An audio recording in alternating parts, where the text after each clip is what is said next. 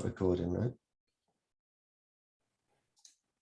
Okay, so welcome to another featured business brought to you by your host, James Moffat, myself, and Visibility Impact. Today's guest, our 82nd guest, is 𝗘𝗔𝗖𝗛𝗥. And please excuse me when I have my kid jumping in and out of the room. I am not going, and I'm not taking it off. Good boy. Right. I'm not going. Right, don't go. Right. Right. Anyway, good start here. So you are our 82nd guest, so welcome. Thank you. We're just going to take you on a journey of basically from childhood to where you are now, any trials and tribulations, roller coaster road, turning points in your life, anything you want to share. And we're just going to extract some information from you and also learn a lot more about where you are and in your business now. So on the journey, we do like to interact. The whole idea of this is interaction. So we invite people to join. So these are typically previous guests like Boyan, right, who's been a previous guest, and then he likes to join in and see who the new guests are. So welcome Boyan and 𝗘𝗔𝗖𝗥, welcome to the show. So we are going to kick this off. Oh, first of all, a bit of a plug for 𝗘𝗔𝗖𝗥. So I know we're going to get into your business, but people probably ask why I'm wearing your t-shirt. And right, I've got it on here, fits perfectly. And then you've got something on the back there. Right. It looks great. Right, I mean, it fits great. I don't know, how did you know my size? I didn't, but we're excited that it fit. Right, so anyway, I'm just going to plug this at the moment. So I've got a bag of swag, right? All sorts of things. So the people are going to ask what hint is, but they'll learn as we go through this. So hint there's a great beach ball, and the summer's coming, so I need that. I've got 3 kids, so that'll keep them happy. Got my baseball hat, right? I didn't know what this was until I squeezed it. So great for a dog. My daughter wants a dog, so she's now got this for a dog when we get a dog. There you go. And because summer's coming, great to have some. I mean, you do a whole load of things, right? That's sunscreen. Yeah. It's a terrific sunscreen. Right. I've got my. That's a neck warmer for the winter months. It's great because we've just had skiing and kind of the cold weather keeps coming backwards and forth. Right. And we've got this excellent one, which also fits perfectly. Got hint down the side. Right. There's a whole load of stuff in here. Right. Great stuff here. Oh yeah, you made this out of plastic. Plastic bottles. Yeah, it's a whole. That's a plastic bottle. It's a circular economy concept. Right, it is. Exactly. Right? Oh, and I love this. And I checked that. Tom, can you wear the hat? Right. So Tom's my model. Right. Maybe Tom wants to join us. Yeah, Tom, do you want to look in there? Have a look. What? Right. Well, in the camera. Look here. Right. Hey, Tom. Hi. Hey, Tom. You can't, yeah, because I'm wearing the headphones, right? So there's everyone saying hi to you. Can you say hi? Cow? Right. I'll get him to work. He plays the piano as well, so he could have played the intro. Right. There you go. Well, I love this one because it's not often that you can find deodorants without aluminium. Exactly. Right? Exactly. I know you don't say aluminium like that. How do you say aluminium? Aluminum, but it's. I get what you're saying. Right. So that's perfect. I was looking for one of those. I mean, so anyway, loads and loads of stuff. These socks as well. I don't know if I'm going to wear those, but I'm sure the kids will. Exactly. Right. I'll probably need 2 more pairs now. Right. I mean, just tons and tons of goodies there. So I'm not going to talk all about the goodies. And your book, right? Right. So let's have a look at the book. So this is your first book. This is my first book, yes, and it may or may not be my last. I've got plenty of other plenty more content, I should say. After luckily it's available on Kindle, so I can get it instantly. Yeah, you can take that. Exactly. Right. So Right, loads of goodies I'm going to play with later. I mean, the kids were already taking them away. I had to bring them back again so I could show you. Right. So, but great. So thanks for that. And people are going to ask what hint is, but we're not going to tell them yet. We're going to tell them when we get there. So we're interested to know about you. But before we go there, we can, if you want, we'll skip to the song, because we normally have Emily, who's our local singer, right? And she sings the song, but she can't sing today live. So we're going to just have a recording of her. So I'm just going to share my screen, listen to the recording, which I picked the song today, and then we'll come straight back to you. Is that okay? Sure. Yes. Right. Okay. Let's share my screen.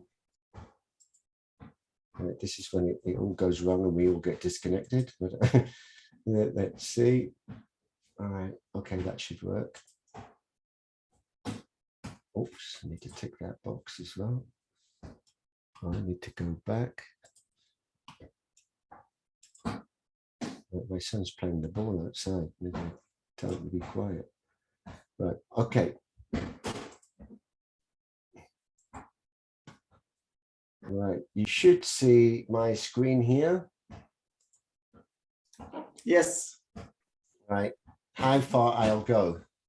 Can you see that? Yeah. I can. Okay. So we're just going to play this song, and I'm going to keep quiet.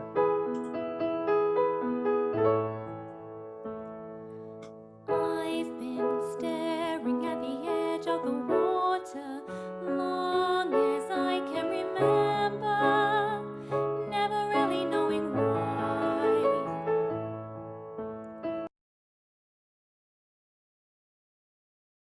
I wish I could be.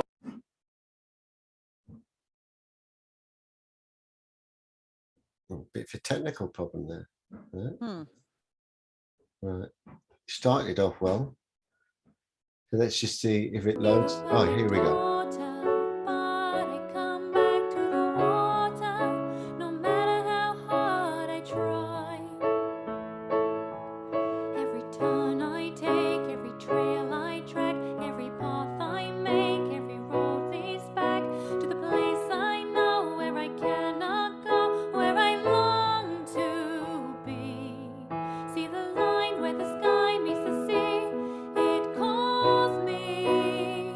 And no one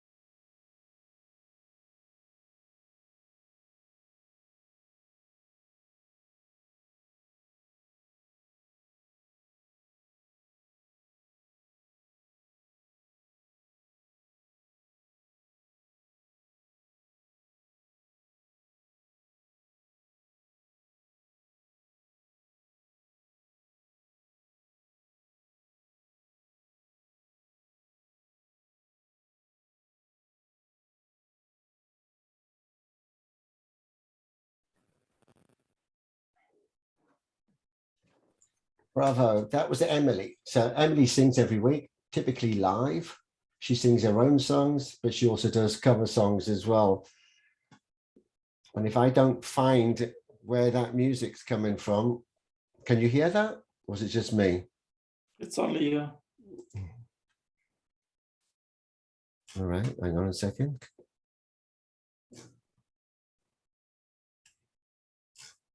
One second.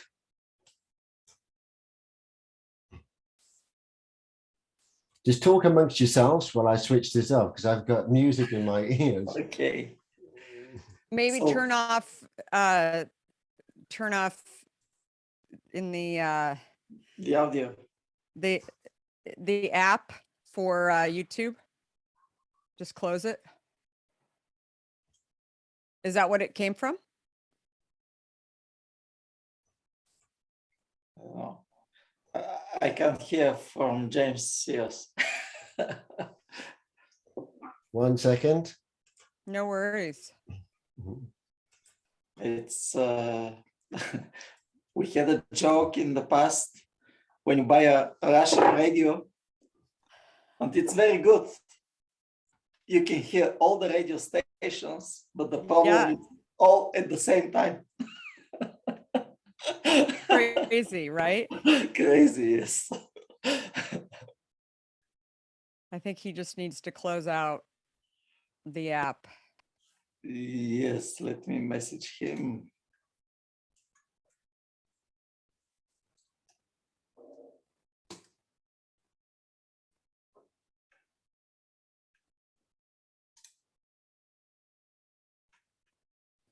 Right, I'm back with you. Sorry about that. That's okay. That was weird. I couldn't get rid of the music in my ears. Right. All these technical problems happen, you see, when you're live. Right. So got rid of the kids. Right. Hopefully my son doesn't come and disturb us. And we've had Emily. So Emily typically sings live. But as I said, because of the change in time, then we had to just use one of her recordings. So she sings her own songs and she does covers. So that was just obviously you saw as a cover. Right. Tom, are you going to stay here? Yeah, but mommy is not telling us. Right, Tom. I am. Tom, we're doing an interview here. You can't be here unless you're quiet. But can you tell to Andrea that I'm not going? Right, Tom. Later.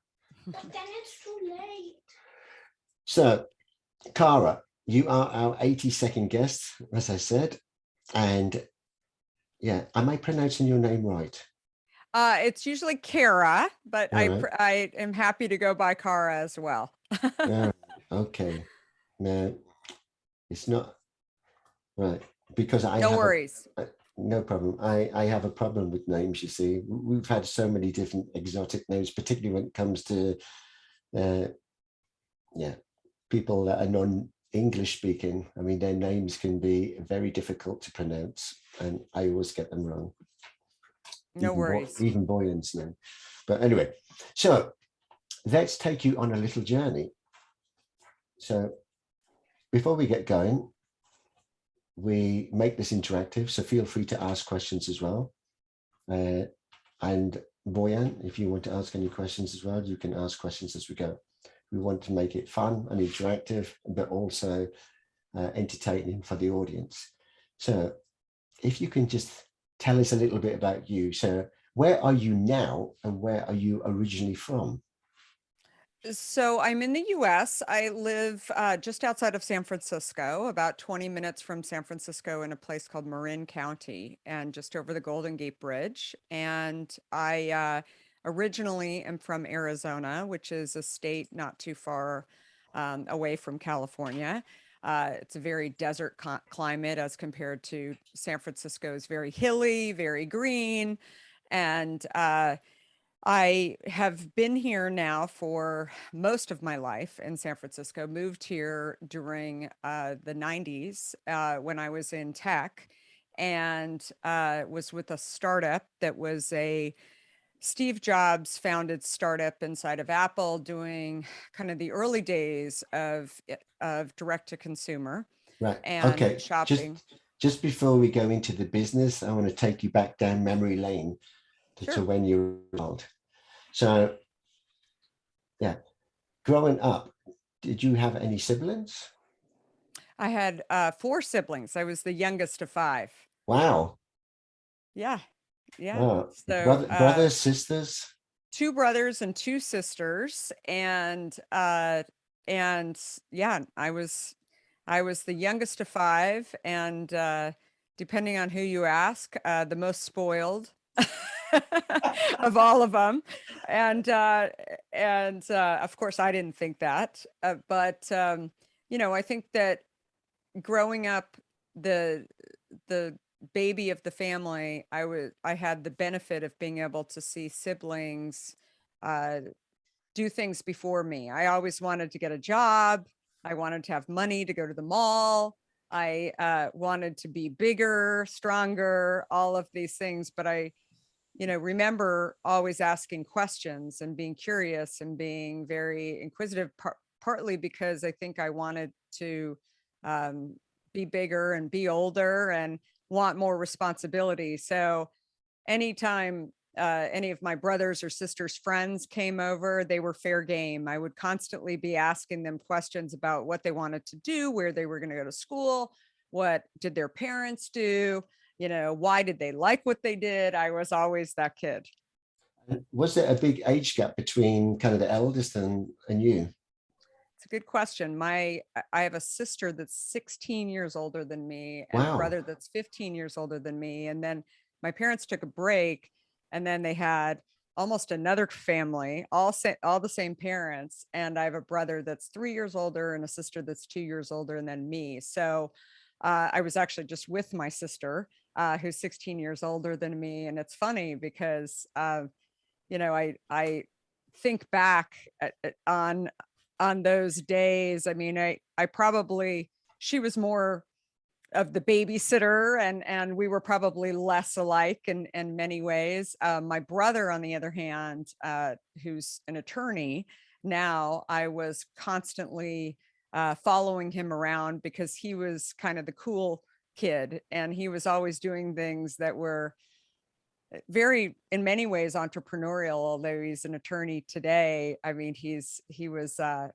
constantly fixing up cars. He decided that he could fix up cars and sell them. So he would buy old Volkswagens and he would fix them up, and then he would sell them. And I would constantly be talking to him about why he bought this one and why he chose the color that he was painting it, and you know, why he put the different stereo in, and so things like margins, and constantly, you know, that was for me the experience, the learning experience that I was gaining from him at a very young age. So do you think entrepreneurialism is in the family? Well, it's interesting. My father was never an entrepreneur, but he founded a product inside of a large company called Healthy Choice.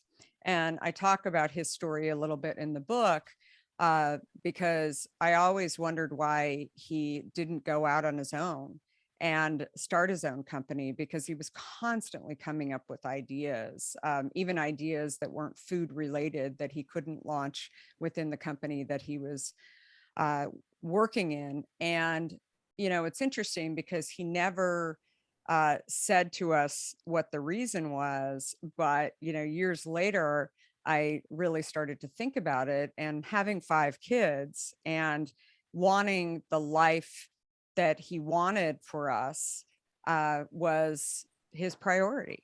And so he wanted to be able to put food on the table and, you know, a roof over his head. He was obsessed with all 5 children going to university. And it was, you know, that was his priority. And so I think by the time he actually figured out that maybe he would want to go start a company, he didn't feel like He had no it was money an left. option. Right. But on the other hand, you know, I appreciate the fact that he never was bitter about it, at least to us. You know, he didn't share with us that if I didn't have 5 kids, you know, that then I would go and start my own company. Instead, he made the best of it, and he started this company, Healthy Choice, inside of originally Armour Food Company, if you're familiar with that, and then ConAgra, which is a major international company. And so, you know, today it's still, you know, alive and well, and an amazing, you know, company. Your dad didn't want you to go into the kind of the family business or his business. Well, for him, it wasn't a family business because it was somebody else's company, and he was, you know, an innovation person and developing a company, developing a product inside of a company. But, you know, it's interesting. He was alive when I started Hint. And I think he was very excited that one of his 5 children ultimately did something a little close to what he had been doing. But it was fascinating because I remember when I was trying to get our product into a major conventional grocery store, and I went to him. We started out in specialty stores. So there's a chain of stores in the US called Whole Foods, which is a, you know, big national specialty food store, better for you, pretty foods, organic, all of that. And so we started there. We were doing really well, and I wanted to get the product into conventional grocery stores. So there's a store called Safeway that I really wanted to get it into. And I went to my father and I said, how do I get our product into Safeway? And he said, I have no idea. And I said, oh, come on. You know, of course, you know how to get a product into a store. Granted, your product was in the frozen food section versus the beverage aisle, but you must know how to do it. And, you know, he sort of educated me on the fact that when large companies get into these stores, it's really because they've paid a real estate vig, right, in order to be on the shelf. And then they have a slew of products that live underneath, you know, ConAgra or Coke or Pepsi or whatever it is that they sort of place into the sections within the stores. So he had no idea how to go and convince a buyer that there should be something outside of those major brands. And so, you know, it was interesting when I finally got the meeting with the Safeway buyer, the beverage buyer. I learned exactly that there was something called the planogram. And the planogram not only had certain companies that had been slotted into this planogram, but also there were certain categories. And there were things like soda and diet soda and water and enhanced water and juice. So those 5 categories, they didn't really understand how to categorize what I was doing. And I feel like I should say what Hint is at this point. No, not just yet, because we're going to get there. But I fully understand that because my brother works for a big company that basically, I mean, his territory are the supermarket chains throughout Europe, but particularly with a focus on the UK. So, I mean, everything, exactly what you said, is a plan. And you can't just go in and upset that plan. I mean, they pay it. It's like real estate. I mean, if you want on the aisle and it's a busy aisle and people are, and then it's eye kind of level, then you're going to pay premium for that, as if it's a bottom shelf in a corner somewhere tucked away. Exactly. And so that was really what I was facing. I knew that I was launching a new product and a new company, but I had no idea what I was embarking on was also launching an entirely new category, which didn't fit into these planograms. And so I always, you know, share that story with entrepreneurs because it doesn't really matter what industry you're in. If you're launching something that the consumer has never seen or a buyer has never seen, it's not just educating the consumer, but also whoever is actually the gatekeeper to allow you to get on the shelf. Exactly. And if you can't get past that person, then it's really, really difficult to be successful. And you have to figure out a way to get past that point. And sometimes the way to get past that point is just to stay alive long enough, have your company stay alive long enough as well, but be able to, really have enough time to create the awareness. And sometimes, frankly, the awareness ends up coming from competition. And when there's more people coming into your space, that's really the time when the buyers start to recognize maybe they should pay a little bit more attention and create some space in their planogram, but also when consumers are starting to ask for product, whether it's yours or product in your category, that's when you start to stand a chance. Yes, exactly. So I'm going to let you give us a hint of what you're doing. Excuse the pun. But just before that, I mean, Zelina has just joined. So Zelina, you can hear me? Maybe you can just quickly introduce yourself. Just so. Yeah, it's okay. Hold on 1 second. I am here still working. 1 second. What is? Hi guys. Hi. Sorry, I'm not like dressed for the 𝗦𝗘𝗔𝗥. I'm still this, but okay, nice to meet you. It's yeah. So I hope I can catch up. I know I lost a bit. I'm in the health, beauty, wealth, and wellness space, and I help people to unlock their true potential and to live their best lives and to live longer and feel great, and of course, look 10 years younger. So I own a skincare line, all organic, made in Switzerland. I'm the creator of it.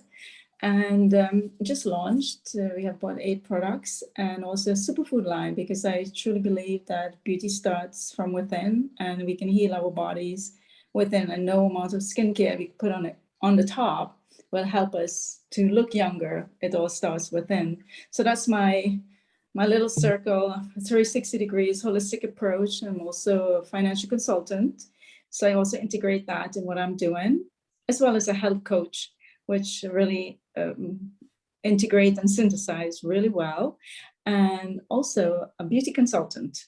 So it's quite a journey in the space, and I'm looking forward to listen to you. That's more important than what I'm doing, and to see how we can, connect. And great to always hear someone else's point of view. We're here to learn from each other and uplift. Yeah. Thank you so much. Thanks, James, for the opportunity. Yeah, no problem. So yeah. I invited Zelina. I mean, Zelina's been a previous guest as well. So she lives in Switzerland as well, and has a whole product range of her own kind of natural products, right? And so I could see a similarity between what you do and kind of your turning point, which we're going to come on to in a minute. So just coming back to your story, 𝗪𝗧? Yes, that's right. That's good. Right. Okay. Yeah, giving us a hint of what you do, right? Then we're going to come back and go backwards again, just so we can get to the point of how you came about doing this in the first place. So just explain what hint is. Sure, hint. It's really simple. It's not so simple to make, but it's an unsweetened flavored water, and so it was You've got one there to show us. I do actually. I'm having the peach water right here, and so it's only available right now in the U.S., but hopefully soon it will. We're going to bring it to Europe. Hopefully soon. I launched it in my first store 17 years ago this month. Wow. And today it's the largest non-alcoholic beverage company that doesn't have a relationship with Coke, Pepsi, or Nestle. And excellent. And it's more than anything, I think, people have said to me, is that on purpose? Not really. I've just really believed that I didn't launch this company to start a beverage company. I launched the company to actually initially help myself get healthy and make people realize what I learned about diet sweeteners. Yes, because I'm very curious there, because I taken a sneaky peek at kind of your story, and you weren't as good looking and as slim as you are now, were you? And you had a skin problem. Yeah. Yeah. So basically my story was that I was drinking diet soda, Diet Coke in particular, for years, not really thinking that there was anything wrong with that, because for me, the word diet equated to health. And it was not until I took a couple of years off, as I started to mention before. I was in tech. Prior to that, I was in media, and had never been in, the consumer products industry. But when I decided to take a couple of years off and start my family, I have 4 children. That was when I really started looking at ingredients. And I found that for me, the sort of first stop was sugar, that I didn't want my kids to have just a ton of sugar. And I thought it was ironic that my kid's pediatrician was saying, after breast milk, and I was supplementing a bit with some formula, which I was horrified by the amount of sugar and formula. So I was trying not to do that. But the next stop for my kids supposedly was apple juice. And I thought, that's crazy, because we're teaching them at a really young age to just crave sweet. And as I was monitoring what they were drinking and had some control, because I was the one that was feeding them, that's when I looked down at my own habits. And I wasn't having, 12 cupcakes a day or tons and tons of sugar. But for me, it was the diet sweeteners that were causing havoc on my system and causing weight gain, or, my inability to be able to lose the weight that I wanted to be able to lose. But also I had terrible headaches. I had skin conditions as well, that I had bad acne that I had developed over the years.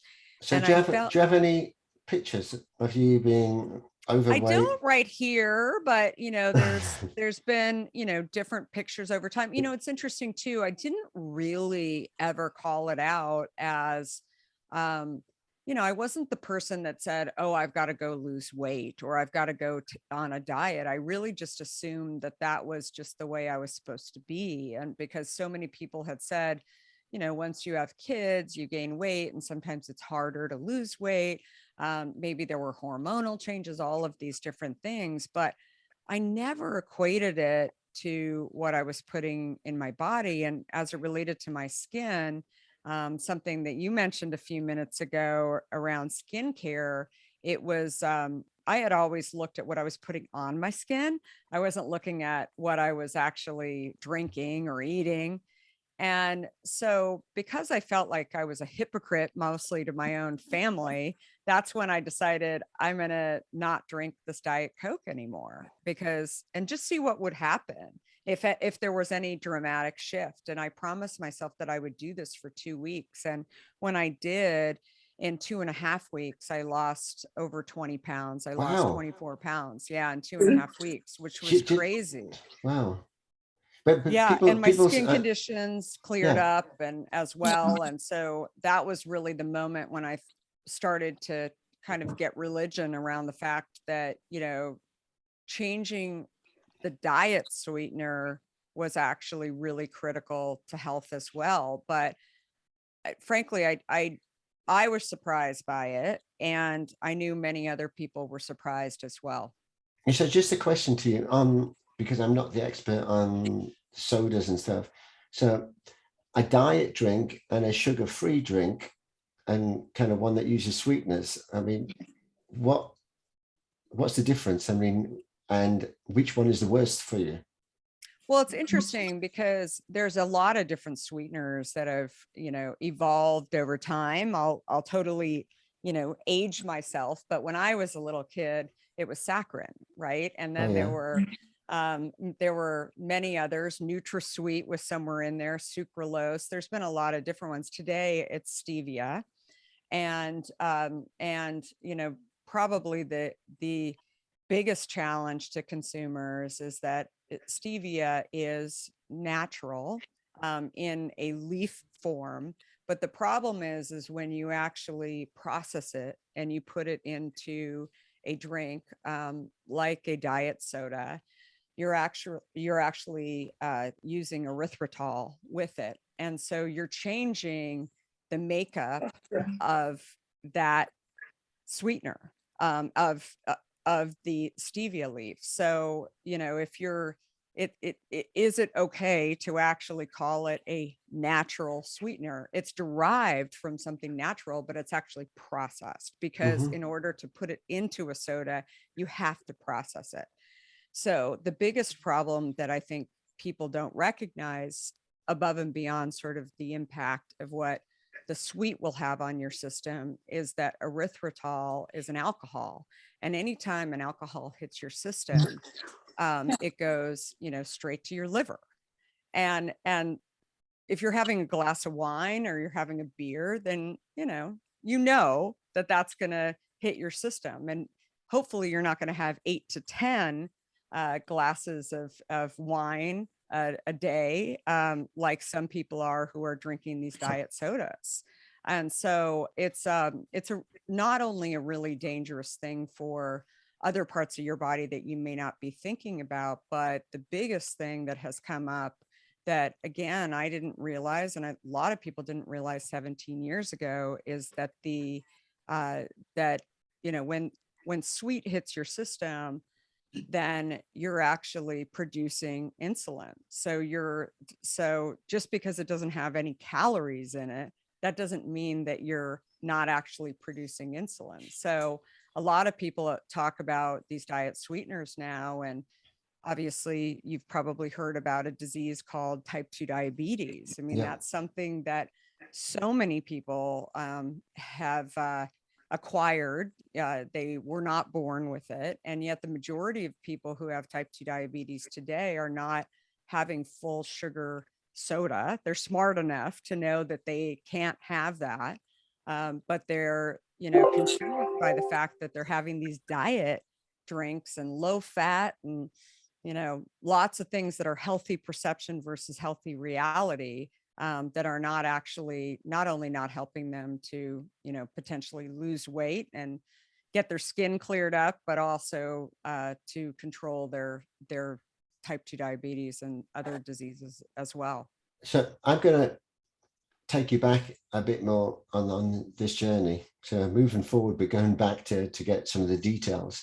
So, I mean, over 17 years, you've become quite an expert also in nutrition and basically the differences between all of these, because most people assume, maybe like you did initially, when you see something diet, well, it must be good because it's not kind of the raw version of it with all the sugar in it. It's got to be something better because it says it's diet, right? And then people say, oh, sugar free and whatever, and it's more of a marketing thing rather than a health thing. And just digressing quickly, I mean, Elon Musk said that, I mean, there's rumors that he would buy Coca-Cola and he would put Coca-Cola back to the original formula, which I don't know if this is just a story, but originally it had cocaine in it. And then put the cocaine back in the Coca-Cola, but I don't know. I mean, maybe that's just a story, but it was quite fascinating to know anyway what was the original ingredients. But just going back, so tell me, how did you come about the name Hint? And I mean, it's probably something very obvious, but I mean, I just want to hear how that all came about. And also, I mean, when I read your kind of biography, you mentioned that you were somewhere that kind of triggered the whole thing off in the first place. And then, so maybe you can just tell us a bit more about that, how it all came about. Sure. So I had given up, you know, my Diet Coke, and I was drinking plain water and was so bored by plain water. And I started slicing up fruit and throwing it in water in my kitchen. And that's when I was probably living this way for like a year and finding myself frustrated by just plain water. And when I knew what I was doing in my own house, I thought maybe I could just go to the store and buy a ready-made product that just had fruit, no sweeteners in it, which is what hint is, and also a still version of this product. I didn't have anything against carbonation, but I felt like at that time, and this has changed a bit over time, but the carbonated versions of what I wanted had a lot of sodium in them. So that has changed over time, but I really didn't want to swap out my sweet craving for a sodium craving. And I thought, plus it's going to be very difficult for me to have at least 8 glasses or 8 bottles of this product as well, unless it's actually a still format. So basically I went into my local Whole Foods, the store where we originally launched, and I asked, how do I get a product on the shelf? I hadn't been in beverages before, and the local person who was not a buyer, he was just stocking the shelves. He asked me if I was referring to the local producer program that they had. And I said, sure. Yeah, that sounds great. That's exactly what I'm asking for. And he told me who to talk to. And so I was off to the races. And one of the things that I share with entrepreneurs is sometimes if you think too much about the end, you'll never get past the beginning, right? That it's, I never really thought of this as starting a company or launching a product. I just took steps along the way to try and figure out, how do I get it on the shelf? And I was having fun doing it. I mean, yeah. So at the time, you would have been happy just to be in that one store and see your product on the shelf. Yeah. I mean, and also just get it on the shelf, right? I hadn't really thought about actually when I actually sold the product off of the shelf. I mean, that would be a great thing too, but I just thought it'd be really fun to get it on the shelf. And it was it was, that moment when I got it on the shelf that I was actually pregnant with my 4th child. Wow. So I had decided that I was going to launch Hint. And so just going back, I mean, you mentioned you got 4 children. So boys and girls, or? I have 2 girls and 2 boys, Oh, and nice. I was pregnant with my son, Justin. And when And you said the business has been 17 years, so I mean, the kids now, you start the business before the kids. yeah, well, I mean, I had 3 kids at that point, under the age of 5. It's, it's another thing. People are like, how in the world did you do it? I mean, Exactly. I definitely had help. I had childcare, but I think like the one thing that I also share with entrepreneurs is that you have time, right? And I think unfortunately, most entrepreneurs I know don't feel they have time, right? Don't feel they can slow down in some way, that they're in a hurry. They need to make things happen. I was just speaking with an entrepreneur I met yesterday who came to one of my book signings, and she was telling me that she had launched a product, and during the pandemic, she had to slow it down, and she had to, temporarily close it down, that she ran into some problems, and so she was working at the store as an interim step. And I said, that's okay. You can bring it back. I mean, you still own the trademarks. You still own all of the things. I mean, you just slowed it down. And she said, that's right.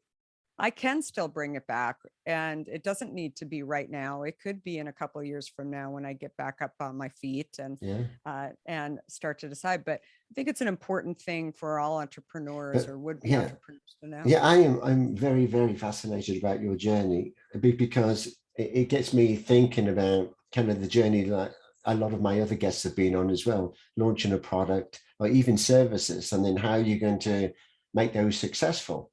And particularly in an area where you are, there's already an established marketplace and brand names. If you mention like some of the big brands, I mean, everybody's heard of them. They're global. And then you're mentioning something, or you're trying to introduce something that's going to be not necessarily a challenger. It's going to be something different.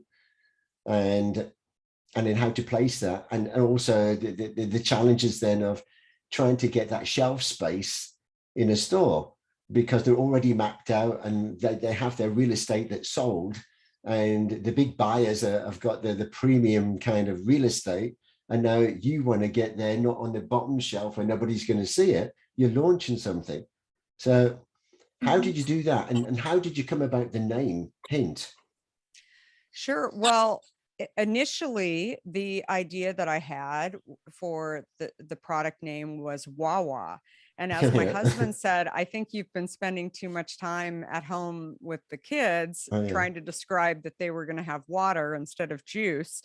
And he's an intellectual property attorney and knew a lot about trademarks, and said, you're never going to get the trademark for 𝗬𝗧𝗏. So why don't you think about some other names? And that's when actually he wasn't my favorite person. And I decided to share with him that I was pregnant with our fourth on that moment. So he said, wait, let me get this straight. You're launching a company in a category that an industry that you know nothing about, and you are pregnant with our fourth child, and you're going to have 4 kids under the age of 6, and you're going to launch a new company. Really? I mean, that's what is going to happen. And I said, that's it. And so I just wanted to let you know that I'm taking $50,000 out of our bank account. I had earned that money in tech. So he wasn't arguing with it. He just didn't think it was the greatest idea I've ever had. And he thought that, if that's what you want to do, that's okay. But he said, I'm just going to voice my opinion. I don't think it's necessarily the smartest idea. But he said, if you're not going to listen to me about anything else, please listen to me about the name and come up with a different name. So that's when I started to think about other names, including the fact that we were giving people hints. We were definitely, this was kind of a hint of a flavor. And somewhere in that conversation in the next hour, I said hint, and he said, forget it. It's a 4-letter word. You will never have it trademarked. And that's when I said, I'm the business person, you're the attorney, please file the trademarks for this name. And we filed not only for the US, but internationally, and we have worldwide trademarks, not only on Hint. Excellent. And it's something that we take very, very seriously. So we didn't use a naming agency. For us, it was just, it seemed like the perfect name, perfect word to really. Yeah, I think it's perfect, because you can play on words with Hint. I mean, it goes with a lot of things. Yeah, and it's very simple. It's very, very visual. It's very memorable, and so that was sort of the first. I mean, it's visible. I mean, I'm wearing it with the Undaunted, and the thing I'll say about the shelf space. I've got my Hint. There you go. It was I just need the dog now. It was not only trying to figure out how do we launch this product and compete against, the big guys, but also how do we create the product and how do we get the product distributed? Because, in grocery stores, it's you've got to, they don't want a bunch of small vendors coming into stores. You've got to actually have one of their distributors, and in the beverage space in particular, it's typically. How did you do that? But bearing in mind, I mean, 17 years ago, I mean, people were more into the sodas and fizzy drinks and whatever, anything carbonated, and they weren't really into. I mean, there's more emphasis on well-being and natural products and everything now, but 17 years ago, people like their fizzy drinks. So how did you? I have a question. Yeah, sure. Yeah, because I'm, dealing with that right now for my brand, especially the products. I've been doing all the cold calling to get the brand in the retail stores, and there's like so many out, and contact their whatever association, and then you go to the association, is in Switzerland, and they're like not interested in small brands. How do you I mean, it's for me.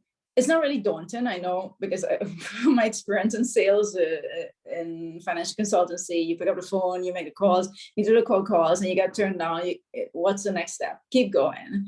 So what are some of the strategies you use to, pursue it? And what is the best, I'm not sure, well, your strategies for distribution channels? And what advice would you give me? Well, it's interesting. 17 years ago, direct to consumer isn't what it is today. And so I had grown up, I started in direct to consumer very early. I ran the direct to consumer partnerships for a company called 𝗪𝗘𝗡𝗏𝗧 for years. So I had experience in that, but I still didn't believe that people would buy in the beverage industry. And they were definitely at that point when I started Hint in 2005, beauty was actually taking off and you were able to do some of this. But in my category, that was not even an option, or, especially when you've got a product that has a shelf life that is a lot less than many of the beauty products that are out there. But I think in many ways, some of the roadblocks that I was running into with these retailers, including the fact that we weren't in the planogram and, hearing a lot of no's along the way, led me to really think about who was my consumer and where were they finding products that they really wanted. I mean, they obviously were going into places like Whole Foods, which is where I initially launched the product. But then I would start to ask these people, where else do you go to shop? And, it's interesting. One of the things that I heard from consumers early on was some of the things that they were trying to solve, including, it was the first time that I had ever heard about this disease, type 2 diabetes. And so when I started to reach out to consumers about type 2 diabetes, that's when I just was curious and I started to ask questions. I said, so do you go to a normal doctor to figure out that you've got is it an endocrinologist, or who is actually diagnosing you with type 2 diabetes, and how is this different? How many people have this? Are there any support groups? All of these different channels. And that's when I thought, well, maybe there's other people in these support groups with these doctors that need to know about what I'm doing.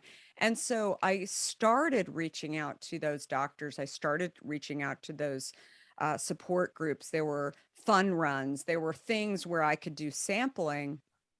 And so that actually helped build awareness for the brand. But probably our biggest point that came about for distribution actually came when I was about to give up on this company, because I really was getting frustrated by the fact that every time I was meeting with the buyer at Whole Foods, they would tell me that in order to stay on the shelf, I needed to have a longer shelf life. I needed to keep, they kept raising the bar. And I thought, this just is, every time I feel like I'm gaining success and I'm meeting some criteria, they keep raising the bar. So I was interviewing for different roles in tech. And one of the roles was at a company called Google in the early days. And I was seriously interviewing for a role at Google.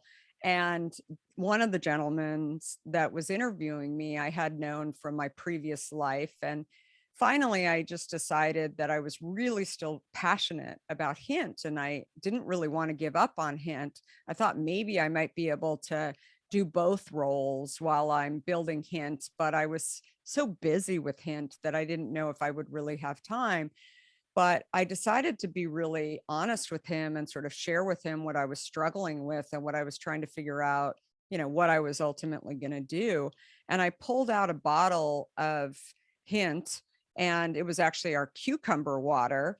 And he started laughing. He said, I can't believe you're looking at a role in tech and you're actually developing your own company. And I said, I know, it's really crazy. I'm just really interested and really curious about it. And he said, gosh, well, I don't know what you're going to decide to do about, our offer. But more than anything, I want to share with you that we just started putting these micro kitchens into the Google offices, and we are putting healthy food, but I don't think we actually have a drink yet. So maybe you want to call this guy and tell him that you've got a drink that doesn't have sweeteners in it, because it sort of looks like the criteria that they're looking for. And so I called him. His name was Charlie. I called Charlie, and he said, sure, I'll try it. It sounds great. We haven't really thought about it. And I delivered 10 cases, got in my Jeep and delivered the 10 cases. He paid me for the 10 cases. And the next day he called me and he said, can we get 30 more cases? And I said, wow, that's terrific. Then the next day he called and he said, can we have 300 cases? And I said, oh my gosh, I don't know if I have this much product. I mean, how much are you guys going to be going through? And he said, well, I don't know. I mean, this was in a matter of days. They became our #1 customer. And so they still are. Yeah. And I mean, it's still a huge business, for us with Google. I mean, obviously many of the offices closed during the pandemic, but they're opening back up again. But I think that relationship with Google just built the brand. And even though we weren't available in a lot of stores, people were drinking it while they were at the office. And then they started to go into stores for us, and they would say, do you have this product? Hint. And they would give them the bottle from work. And they would say, we buy this product, and then we would hear from the buyer. So when you have a consumer who's actually requesting your product over and over and over again, suddenly they start to pay attention. They listen to them much more than they listen to us.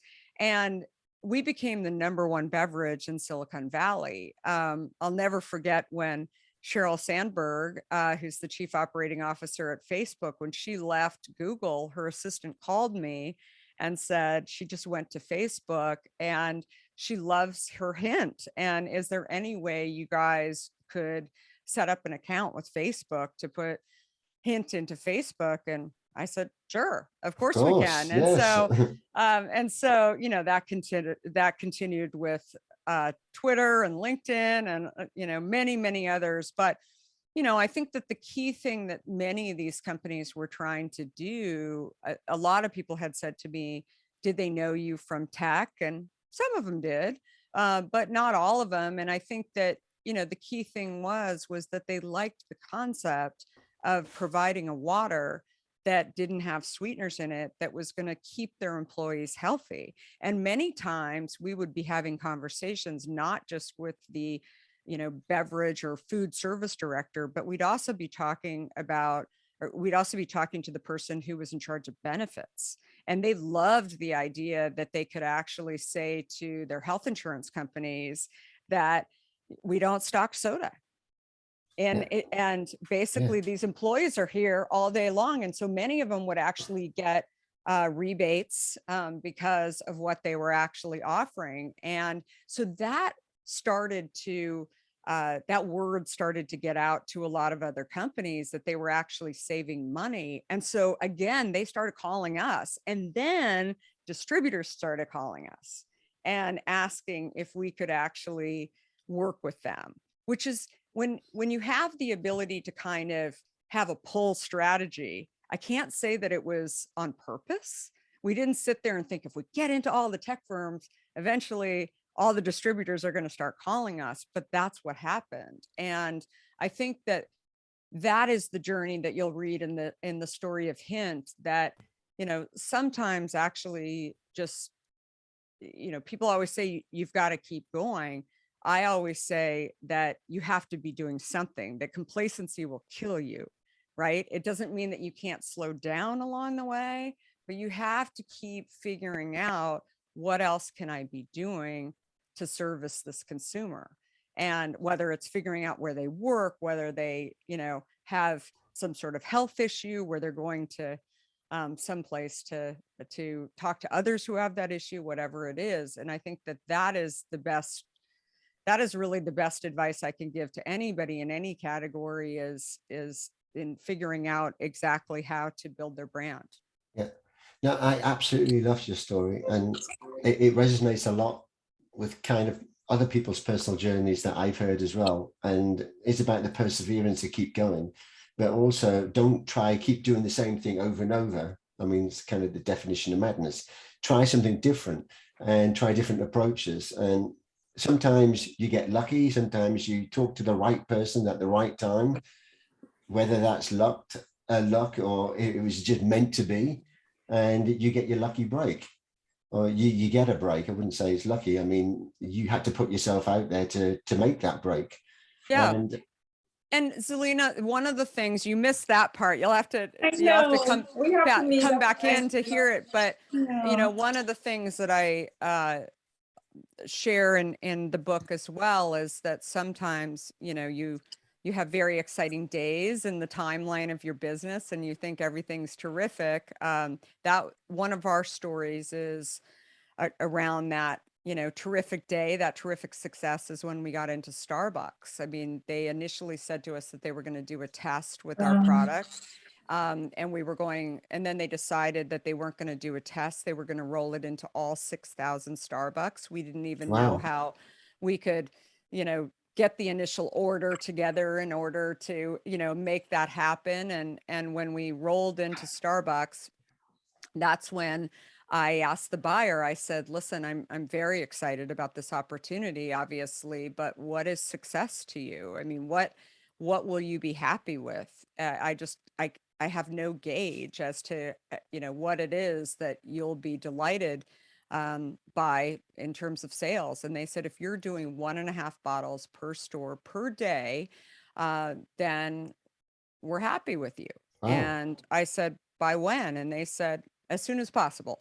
So it was, you know, very, very vague. It took 6 months to reach those goals. And then after 6 months, it continued increasing. And so after 1.5 years, they only had one flavor, our blackberry flavor, in all of the Starbucks stores. We were doing 3 bottles per store per day. And so I was quite happy with the numbers. And that's when I got the call from the new buyer. And as I always share with entrepreneurs, you know, new buyers often want they want to put their own mark on things in some way, shape, or form. And so that was exactly the story with this new buyer. She said that they really loved the sales that they were getting off of Hint, but they needed space in the case, and they decided to go with a different strategy, including food. So they were going to put food into the case. This is in 2012. They didn't have any food in the case. And basically it was a higher margin product, higher ring, all of these things. And I said, when are you doing this? And they said, next week. I said, what? Hold on. You can't do that. This is 40% of my overall business. I have product already made that is sitting in the warehouse. I have investors. I have product that's going to go bad. And, you know, what I realized more than anything was I was stuck because I had put all of my eggs in the Starbucks basket, so to speak, that I was really focused on making sure that that business was going to be terrific and not focused on making sure that I had new business. And so I hung up the phone. I probably cried for a few days trying to figure out how to get out of this. And then something else that I'm such a huge believer in is that you have to figure out how to, you know, triage, right? And get out of this mess. And I still couldn't figure out exactly where I was going to go or what I was going to do. And then I received an email out of the blue from Amazon.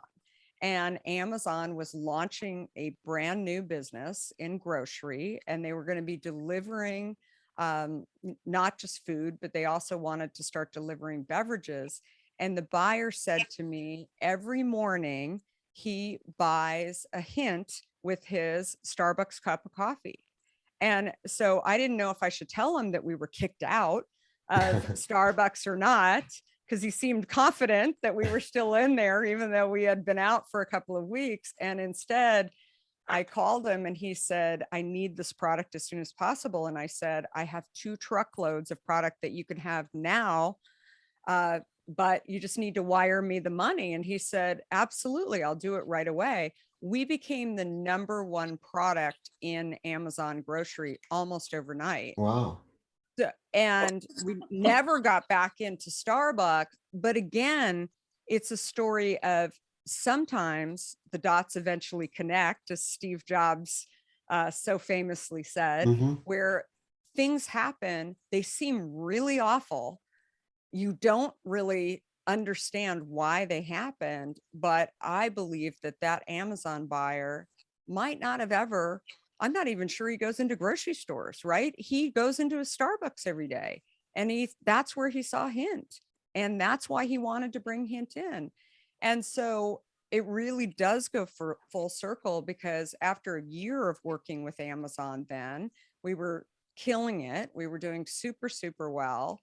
I had a meeting with the buyer, not the new buyer. It was still the existing buyer. And he said, one of the things that we really like about Hint is that the ring for this consumer is higher on Amazon, primarily, we think, because they're not just buying your product Hint, but they're also buying things in other categories. So there's this healthy halo over this consumer where they're buying things. Sometimes they're buying diabetes monitors, but other times they're buying health related, bands, or they're buying healthy food products or beauty products that really say that this consumer cares about health. So it's a very different story that we are seeing out of this consumer than the one that is buying Coca-Cola, for example. And I said, that's terrific. I started my company in order to gain health. And so I love that story. I would love to reach out to some of these consumers. And he kind of chuckled and he said, those aren't your consumers. Those are our consumers. And I said, what do you mean? I sell you the product. And he said, you wholesale the product to me, and I own the consumer experience. And when you sell into Costco and Target and Walmart and everybody else, they don't give you the data either. And they don't give you the relationship with the consumer. And it was at that moment when I thought, this is why I need to start my direct to consumer business, because it may not be as big as the Amazon big business or any of my other retailers. But if I would have had that relationship with the consumer, then when I was kicked out of Starbucks, I would have been able to write to that consumer and tell that consumer that unfortunately we were removed from the case of Starbucks, but they can still purchase here. And so when you have that relationship, then you're in control. And frankly, as we've grown our product since 2012 and had our own direct to consumer business, anytime where we've had situations where we feel like, they've got us by the throat, we've had to, we have to do what they say, we realize we actually don't need to do what they say, because we could instead go out and market to those consumers that are, by zip code or in the various states. But more than anything, having that option, having that control, having that relationship with your consumer is so critical. So just that sort of goes back full circle back to the Starbucks. But I think like the one other thing I'll say is today there are more options, right? And I think that it's not a matter of just going retail like it was, 17 years ago. And I think if you're good at, basically Google AdWords and creating, different ways for consumers to know why you started this company and the story behind it, I think that it's critical. And I think, you know, also when you're launching in retail, it's really hard to get your message out there, right? You have maybe you've got a shelf talker, you've got a very small space to say what you want to do. So I think that having your own space online and being able to be, you know, short and sweet and clear as to why you're doing what you're doing is critical. Yeah, so I absolutely love your story, and there's so much. I mean, I have some more questions to ask, but I don't want to keep you all day because we've kind of allocated the time, and I know you have to get away, and I know it's the start of your day, so you probably get a full day ahead of you. And for us, it's Friday, and we're done the now. End of the day. How about one more question? Yeah. So well, okay. Actually, Zelina, did you have a question?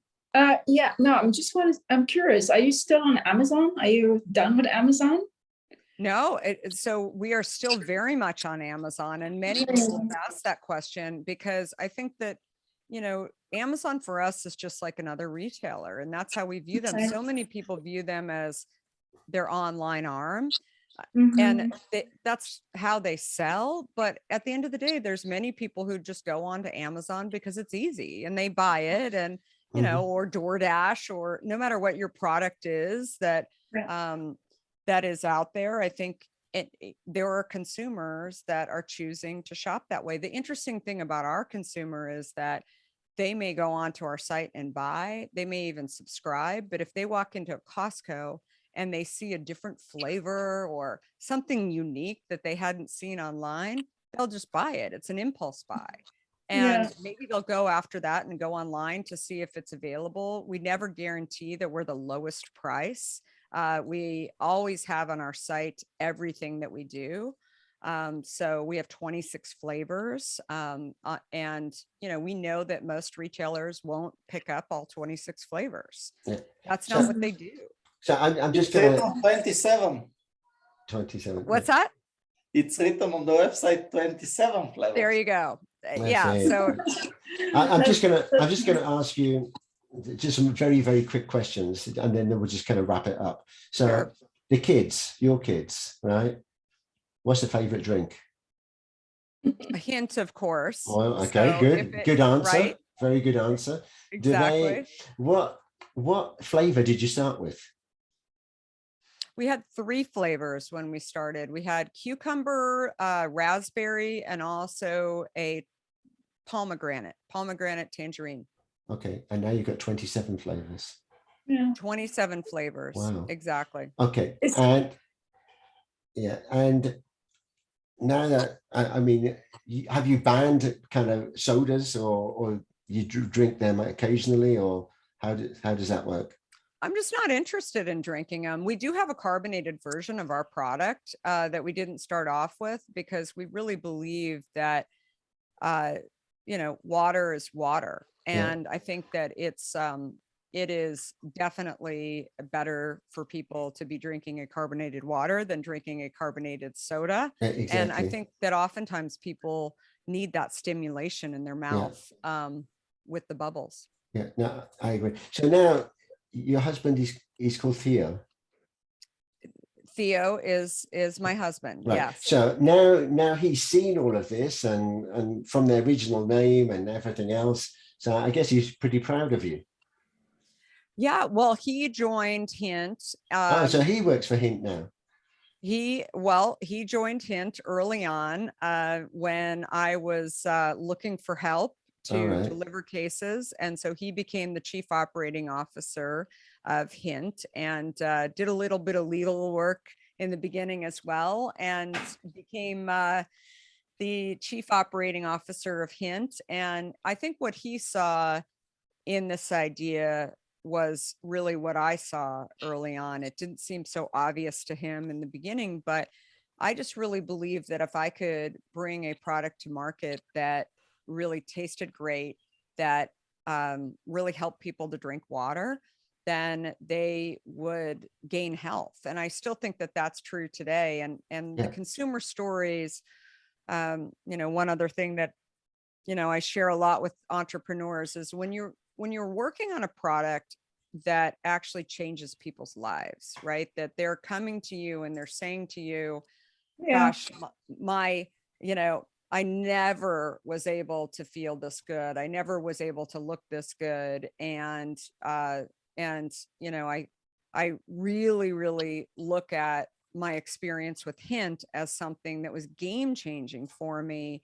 I mean, that's something where I think back on those days that are really, really tough. And I would go in and read the customer service comments. I would talk to consumers that love what we're doing, all of those things that if you don't have a relationship with the consumer, if you don't really understand what your consumer's thinking about your product, then, you know, you're really setting yourself up for a difficult time when you do have those hard days. Yeah. So it's been a massive learning curve on the journey, because coming away thinking I'm just going to give up kind of these sodas, and then drinking water, as you said at the beginning, was kind of boring, and it needed a hint of something, and you added your own flavors to it. And then to go from that kind of idea to where you are now is a massive success story. So absolutely, congratulations for that. Thank you. And in your book, which I just need to plug a bit more, because I only received it today, I haven't read it yet, right?